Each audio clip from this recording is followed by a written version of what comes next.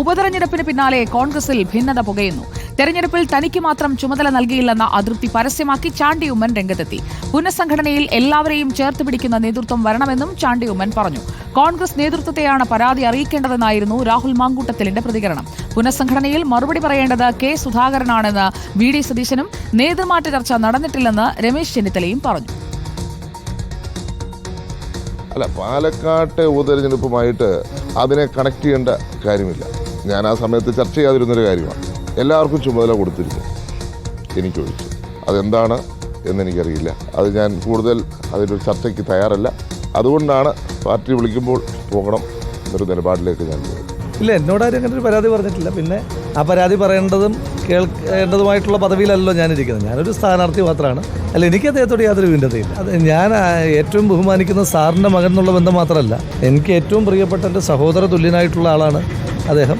അദ്ദേഹത്തിന് എന്തെങ്കിലും കാര്യങ്ങൾ പറയാനുണ്ടെങ്കിൽ അദ്ദേഹം പാർട്ടി നേതൃത്വത്തോടല്ലേ പറഞ്ഞത്, എന്നോടല്ലോ പറയുന്നത്. അപ്പോൾ പാർട്ടി നേതൃത്വത്തോട് ആളുകൾക്ക് പറയാനുള്ള സ്വാതന്ത്ര്യം ഉണ്ടല്ലോ. അപ്പോൾ അതുകൊണ്ട് അത് അദ്ദേഹം പറയട്ടെ. എൻ്റെയും അദ്ദേഹത്തിൻ്റെയും പാർട്ടി നേതൃത്വം ഒന്ന് തന്നെയാണ്. ആ നേതൃത്വത്തോടാണ് അദ്ദേഹം പറഞ്ഞത്. പാർട്ടി നേതൃത്വത്തോടാണ് അദ്ദേഹം കൺസേൺ വെച്ചിരിക്കുന്നത്.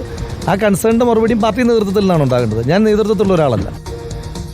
ആർ റോഷിപാൽ ചേരുന്നു നമുക്കൊപ്പം. റോഷിപാൽ, രാഹുൽ മാങ്കൂട്ടത്തിൽ ഉമ്മൻചാണ്ടിയുടെ കല്ലറയിലേക്ക് പോകുമ്പോൾ അന്ന് മറ്റൊരിടത്തായിരുന്നു, ദില്ലിയിലായിരുന്നു ചാണ്ടി ഉമ്മൻ. അത് നേരത്തെ നിശ്ചയിച്ച പരിപാടിയെന്ന് ചാണ്ടി ഉമ്മൻ അന്ന് പ്രതികരിക്കുകയും അന്ന് മുതലേ പറയാനിരുന്ന കാര്യങ്ങൾ ഇപ്പോൾ ഈ തെരഞ്ഞെടുപ്പിന് ശേഷം അതൃപ്തി പരസ്യമാക്കുന്നതിലൂടെ ചാണ്ടി ഉമ്മൻ പറഞ്ഞു തുടങ്ങുകയും ചെയ്യുന്നതാണോ നമ്മളിപ്പോൾ കാണുന്നത്?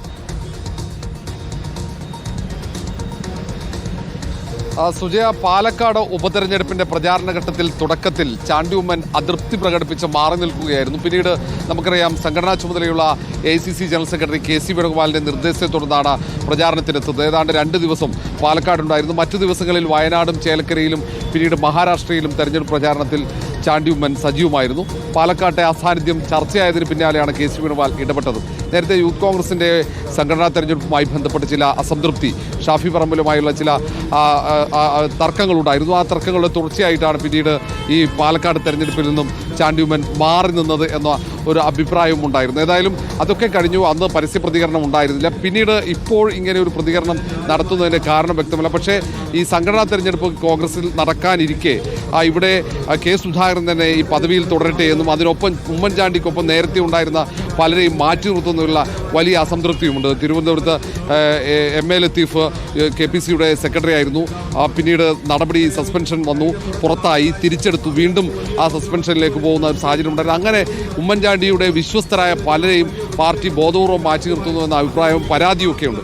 അത്തരമൊരു പരാതിക്കിടയിലാണ് ഇങ്ങനെ ഒരു അതൃപ്തി കൂടി ചാണ്ടി ഉമ്മൻ പരസ്യപ്പെടുത്തുന്നത്. ഏതായാലും ഇത് കൂടുതൽ ചർച്ചയായി മുന്നോട്ട് കൊണ്ടുപോയി തർക്കത്തിലേക്ക് കൊണ്ടുപോകാൻ താല്പര്യമില്ലെന്നും ചാണ്ടി ഉമ്മൻ പറയുന്നു. ഏതായാലും മറ്റ് നേതാക്കൾ ഇക്കാര്യത്തിൽ പ്രതികരിച്ചു തുടങ്ങിയിട്ടുണ്ട്. അടുത്ത ദിവസങ്ങളിൽ ഇത് വലിയ തർക്കങ്ങൾക്ക് വഴിയൊരുക്കുമോ എന്ന് വ്യക്തമല്ല. കാരണം ചാണ്ടി ഉമ്മനെപ്പോലുള്ള ചാണ്ടി ബ്രിഗേഡ് എന്ന ഒരു വിഭാഗമുണ്ട്.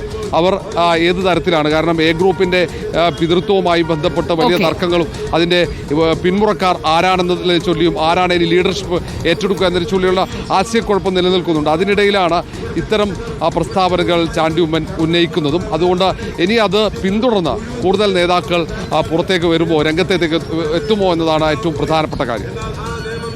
ഓക്കെ, ആർ റോഷിപാലാണ് വിവരങ്ങൾ നൽകിയത്. ചാണ്ടി ഉമ്മൻ പറഞ്ഞു തുടങ്ങുന്നു എന്നതാണ് നമ്മളിപ്പോൾ കാണുന്നത്.